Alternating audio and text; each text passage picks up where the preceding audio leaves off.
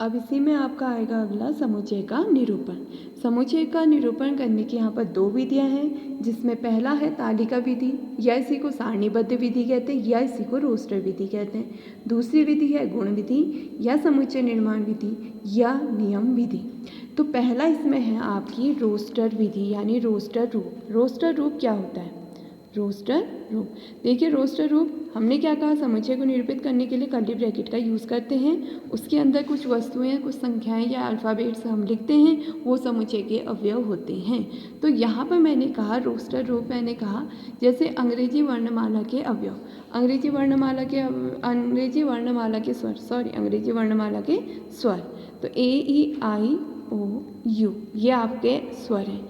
अगर हम इसी को कर्ली ब्रैकेट के अंदर अर्धविराम लगा, दो अवयवों के बीच में अर्धविराम लगा कर लिखते हैं, ये आपका रोस्टर रूप कहलाता है।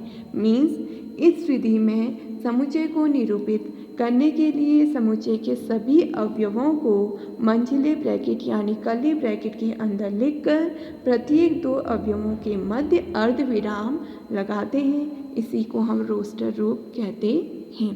कि रोस्टर रूप का मतलब हम कह सकते हैं समुच्चय के अवयवों को कर्ली ब्रैकेट के अंदर दो अवयवों के मध्य अर्धविराम लगा के पृथक पृथक लिखना ही आपका रोस्टर रूप कहलाता है। फॉर एग्जाम्पल अंग्रेजी वर्णमाला के स्वर का समुच्चय कर्ली ब्रैकेट A-E-I-O-U अर्धविराम इनके बीच में हमने लगा दिया। जबकि दूसरी विधि है समुच्चय निर्माण विधि, समुच्चय निर्माण रूप। समुच्चय निर्माण रूप में क्या करते हैं, जैसे मैंने यहाँ पर कहा अंग्रेजी वर्णमाला के स्वर, इसी को लेके चलते हैं। हम इसके लिए क्या करते हैं, हम इस अंग्रेजी वर्णमाला के स्वरों को अब यहाँ अवयवों के रूप में निरूपित नहीं करते। किसमें? समुच्चय निर्माण रूप में।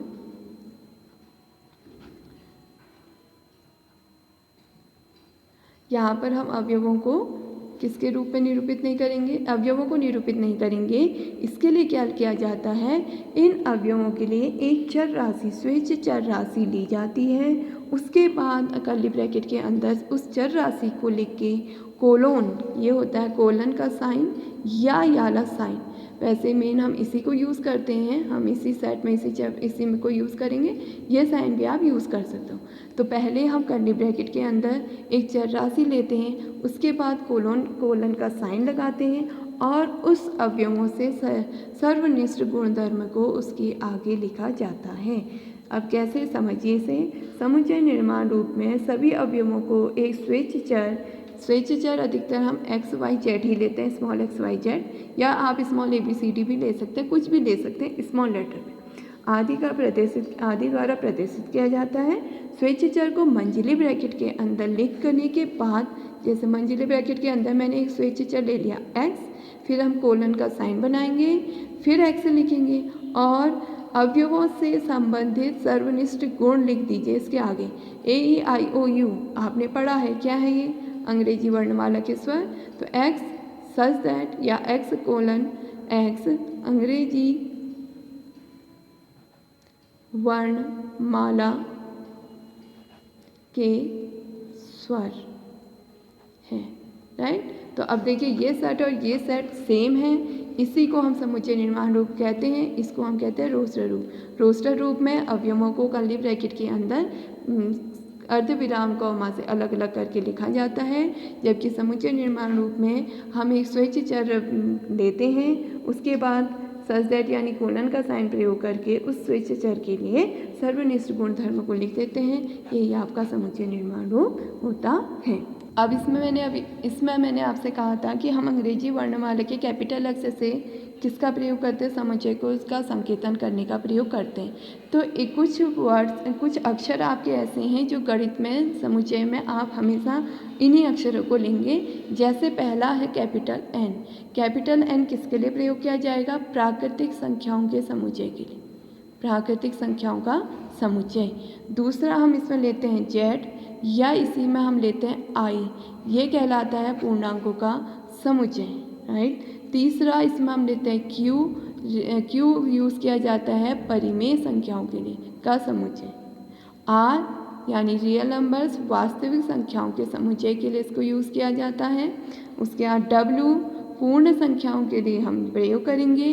अगर z प्लस लिख के आता है तो देखिए अभी हमने z किसके लिए कहा था, पूर्णांकों के लिए। और पूर्णांकों का समुच्चय आपको पता है पूर्णांक क्या होते हैं, जिसमें आपकी ऋणात्मक संख्याएं भी होती हैं, जीरो होता है और धनात्मक संख्याएं होती हैं। तो जब z ऊपर से प्लस लिखा हो या z प्लस लिखा हो तो इसका मतलब होता है कि आपके पास एक ऐसा समुच्चय है जिसमें सिर्फ धनात्मक पूर्णांक ही आएंगे। z माइनस का मतलब हो जाएगा ऋणात्मक पूर्णांकों का समुच्चय। q प्लस धनात्मक परिमेय संख्याओं का समुच्चय और r प्लस धनात्मक वास्तविक संख्याओं का समुच्चय।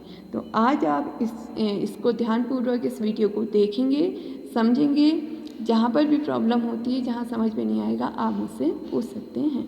और अभी मैं इसी की डिटेल आपको इसमें नीचे भेजूँगी, उसको आपने अपनी फेयर कॉपी में आज का क्लास वर्क डेट डाल के, इंडेक्स भी भर के और प्रतिज्ञा लिख के पूरा करना है।